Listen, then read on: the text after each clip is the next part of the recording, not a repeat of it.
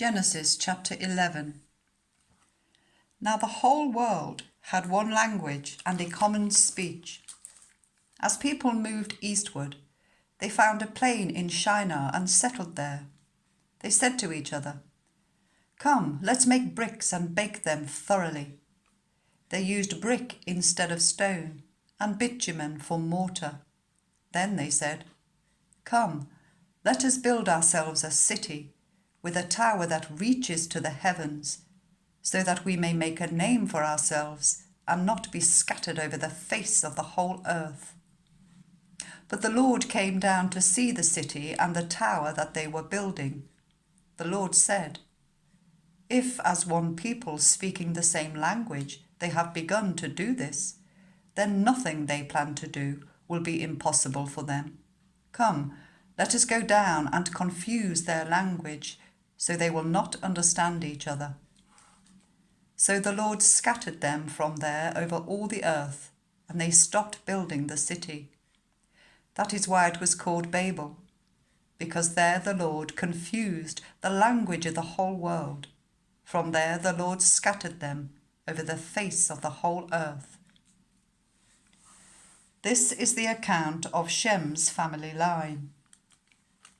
2 years after the flood, when Shem was 100 years old, he became the father of Arphaxad.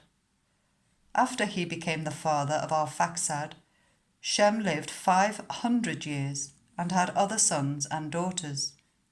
When Arphaxad had lived 35 years, he became the father of Shelah. And after he became the father of Shelah, Arphaxad lived 403 years and had other sons and daughters. When Shelah had lived 30 years, he became the father of Eber. And after he became the father of Eber, Shelah lived 403 years and had other sons and daughters. When Eber had lived 34 years, he became the father of Peleg. And after he became the father of Peleg, Eber lived 430 years and had other sons and daughters. When Peleg had lived 30 years, he became the father of Reu. And after he became the father of Reu, Peleg lived 209 years and had other sons and daughters. When Reu had lived 32 years, he became the father of Serug.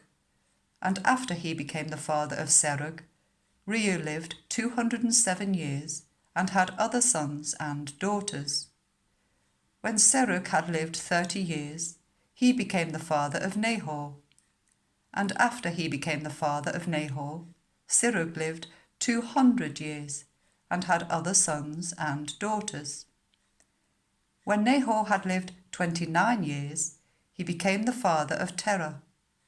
And after he became the father of Terah, Nahor lived 119 years and had other sons and daughters. After Terah had lived 70 years, he became the father of Abram, Nahor, and Haran. This is the account of Terah's family line. Terah became the father of Abram, Nahor, and Haran became the father of Lot. Whilst his father Terah was still alive, Haran died in Ur of the Chaldeans, in the land of his birth. Abram and Nahor both married. The name of Abram's wife was Sarai, and the name of Nahor's wife was Milcah. She was the daughter of Haran, the father of both Milcah and Iscah. Now Sarai was childless because she was not able to conceive.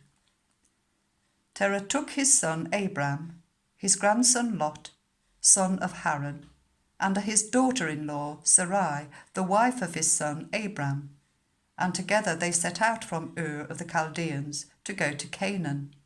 But when they came to Haran, they settled there.